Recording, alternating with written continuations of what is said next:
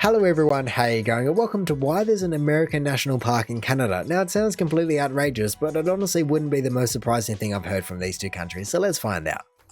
The Roosevelts. They're like a smaller, worse-looking, less murdered Kennedy family. America loves its Roosevelts almost as much as the Roosevelts loved, well, the Roosevelts. Maybe it's the pragmatism, maybe it's the big mustaches, or maybe it's the, incest, but in any case, we just can't stop naming things after them. Roosevelt, Georgia, Roosevelt Island, the Roosevelt Memorial, the USS Roosevelt, the other USS Roosevelt, the other USS Roosevelt, the other USS Roosevelt, the fifth USS Roosevelt, and of course, Rose E. Felt, my failed line of president-themed fabric. Well, he's just dropped an absolute knowledge bomb on me. There is so much for me to unpack there that I never really even knew. I guess, obviously I've heard of Teddy Roosevelt before, but I never knew it was kind of a massive lineage of Roosevelts. The fact that they have ship after ship after ship after ship, I mean, it seems to go back quite a long way, given that that's a lot of coal coming out the top. But really, the thing that confused me the most was when he said, the Roosevelts, the knockoff brand of the Kennedys, which I've never even thought about being a lineage either. I guess I just assumed them to be, JFK, and then that's it, and then Teddy Roosevelt, and that's it as well. So I feel like off the get-go I'm missing a whole bundle of knowledge, but hey, he's enlightened me nonetheless. In fact, America's Roosevelt reverence has gone so far that we made a Roosevelt National Park that's not even in the United States. This may come as a shock to some of our American viewers, but it turns out that scientists believe there are other countries beside the United States. How many? There's no way to know for sure, but we have strong evidence that suggests that just north of America is a strange land called Canada, filled mostly with syrup and ruled by a beautiful mannequin brought to life by a moose wizard. Well, there we go. I guess it just proves that it cannot be the most outlandish thing that I've ever seen, considering it comes from a moose wizard and is also a Trudeau mannequin. I mean, perhaps one day when we develop the technology to cross an international border like that, the 49th parallel, then maybe we can figure out if it's going to be just even correct in the first place, this hypothesis. But you better be careful, because I've heard it is a very strange place with doubles just flying around everywhere. It turns out in this mythical winter wonderland of Canada, am I saying that right? Canada? Just past its border with the state of Maine is where we find Roosevelt Campobello International Park. Now, if International Park sounds like a strange title to you, that's because it is. In fact, Campobello is the US's only international park, but it still functions much like the 63 strictly star-spangled national parks. It's considered a, quote, unit of the National Park Service, it's listed on the NPS website, it celebrates a US figure, it pulls funding from the Department of the Interior, and parents drag their snot-nosed children there to try to teach them some vague lesson about history or nature or something. Well then, I guess it's good to establish right off the get-go who is funding or who is paying for the upkeep of this entire national park, and it makes sense that if it's Roosevelt Park that the USA would be paying for that. In saying that though, I have never heard of the Department of the Interior, established in 1849, so it's been around for a decent while, 170 years, and to look after, was it 62 parks, is no small task, but I guess it's realistically just a name change. Yeah, it's not a national park because it isn't in the nation, but it's an international park that belongs to a nation. However, it does have some international flair. Different silly hats, scary socialist leanings like fee-free entry, and collaborative funding and stewardship split between Real America and Maple America. Maple America? I mean, it might sound a little bit far-fetched, but it might not be too far from the truth, considering the USA loves to go after barrels of oil, and Canada just loves to hoard barrels of maple syrup. So I guess if you did need to somehow communicate Canada without being able to say Canada, saying Maple America would certainly work, and then for the USA you just say Crude Oil America. But no, stepping back from it all, it is nice to hear that the entire park is free, and I wonder if that is a USA type thing, because I've heard that Canada's national parks aren't always free, but are the USA's always free? I don't know. To understand why American dollars and American people are preserving a place in not America, we first need to consider why this chunk of Canada matters to the greatest country in the world, as determined by the number of annual deaths by lawnmower. Turns out... What? I'm so quickly and easily losing myself in all these other things he's bringing up, like Maple America and lawnmower deaths. I wonder if that is in rollovers, or I hope not in kind of mangle overs. That would be an entirely, oh god, no. But then pulling my mind away from that gory image, I can only imagine Teddy Roosevelt was either born up in Roosevelt area, or I don't know, his family or lineage is from there. I have no idea, and hopefully he explains it and doesn't leave me hanging. But yeah, I have to say it's some kind of Roosevelt significance, and they didn't just have a significant place and then name it Roosevelt. Turns out, the mission of the National Park Service goes beyond protecting America's biggest dankest rocks, waterfalls, and upside-down waterfalls, and extends to protecting U.S. heritage broadly, which includes old buildings and cultural sites, which is all to say that while Campobello does have some decently large and dank rocks, and occasionally beautiful snowfall, it matters to Americans not because of its snow that melts, and more its rows of velts. Huh, well I haven't thought about that before. The fact that national parks and all their surrounding parks can be used as a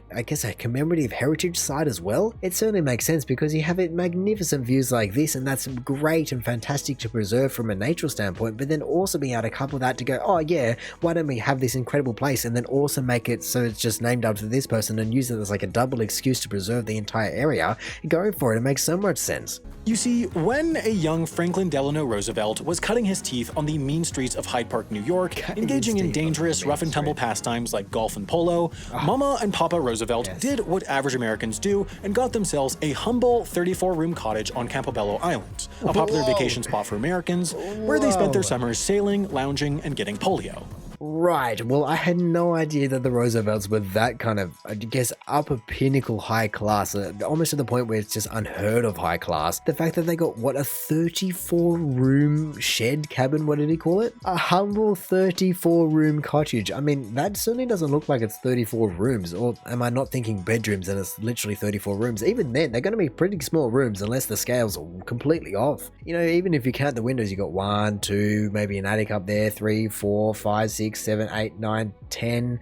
I mean, maybe, yeah, if you have double, but really, that is every single room crammed to the maximum. There is no open plan living in that cottage. Oh, and you know what? I have just seen the one thing that gives it away that it is not based in the USA, and it's in fact in Canada. Obviously, down here, you have entrance in English, and then you also have it in French, just below for all the Quebecians. After a few decades at Campobello, experiencing the godlike high of using summer as a verb, the family moved out in 1952, and because of Americans' totally not destructive obsession with rich, powerful people, we decided to turn the old summer home neighborhood into a place of pilgrimage for celebrity worshippers and New Deal groupies. The only obstacle was that this particular piece of American history wasn't in America. Yes. Now, normally when you're making a national park, the hardest part is actually convincing the people living there that their land ought to belong to the government instead of to them.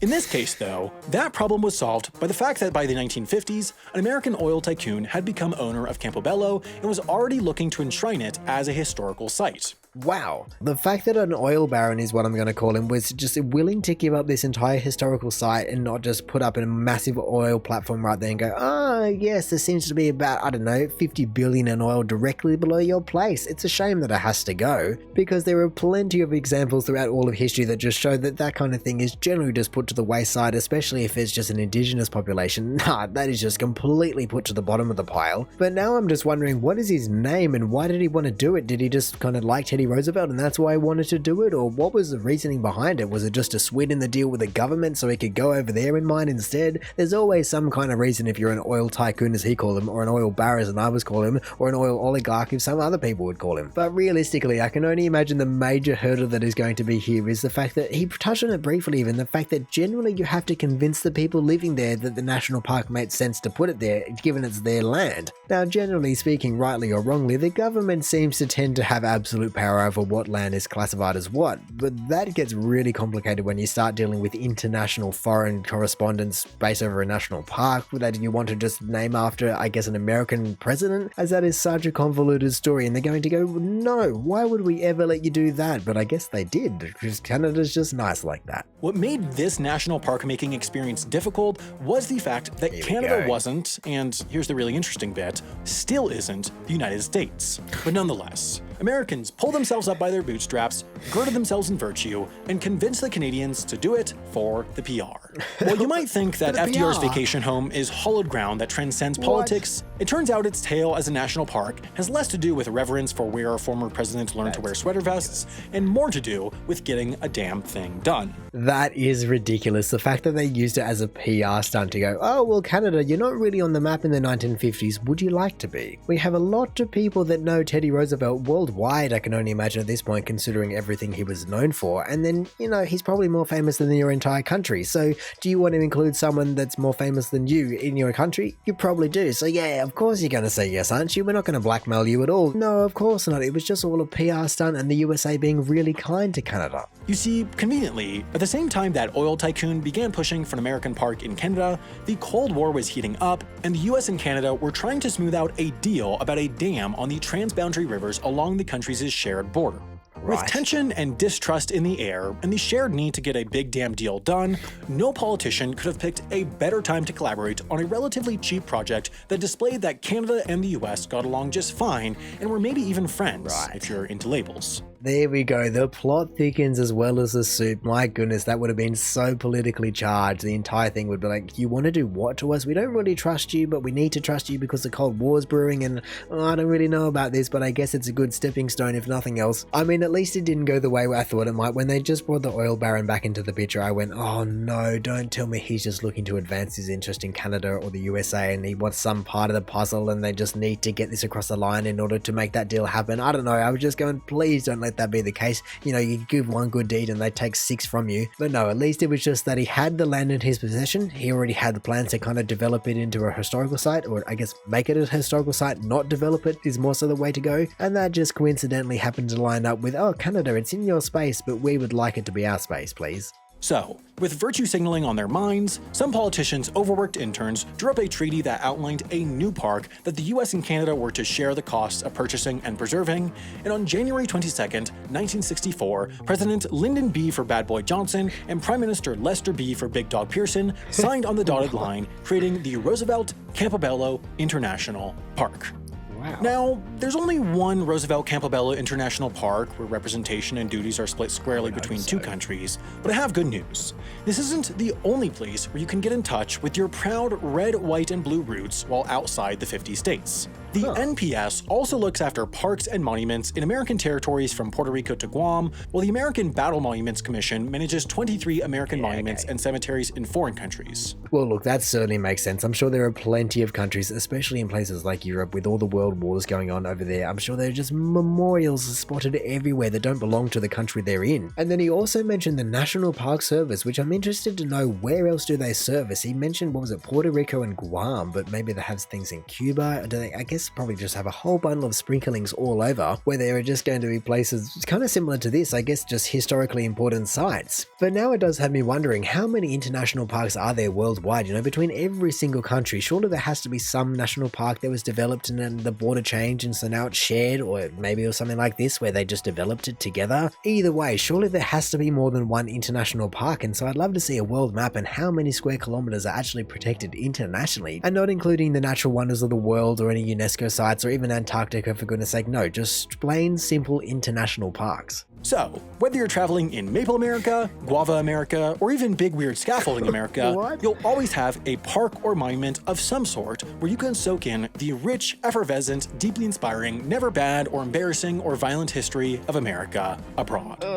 Well, geez, that is a very quick and efficient way to annoy a lot of people, isn't it? Just to say Maple America, Guava America, and then Scaffolding America. My goodness, the entire world isn't America, and I know he knows that, but it is still ridiculous that he even said it, especially considering, as he said, some of the history that we can see right there, for goodness sake, that America has been involved in. I mean, I would love to know what that building is, because if you remove the eagle and you ask me where that is, I'd say, oh, surely it has to be ancient Greece or something, but no, obviously it's American just by that eagle sitting proud and front and center. Actually, perhaps this is the place they bought the 34-room cottage. Yeah, it looks like you could fit 34 rooms in there, so maybe the other one was just the shed and this one is the 34-room cottage. I don't know, it still looks like a cottage to me. But hey, this video did a great job of answering the very weird statement of why there's an American national park in Canada. Like I said, it didn't really make sense, and there has to be some kind of history involved. There's no way Canada's just giving it to the USA. I mean, I guess technically the statement isn't wrong, which is very confusing, because to have an American, like all of the Americas, an American national park in Canada, it kind of goes, yeah, that would be a Canadian national park instead of an American national park, but I guess that would just be an international park like this one is. But if nothing else, it is nice to know that these kind of things are even possible between two countries. I mean, yes, it's between Canada and the USA, so it's harder, like, you're going, wow, they're getting along to make that national park? What? Since when? But like I said, it probably just made a lot of sense as a little bit of a stepping stone, coincided with the fact that Oil Baron wanted to make it a heritage site, coupled with the fact that I guess Canada probably would have been on a path of just adding heaps and heaps of national parks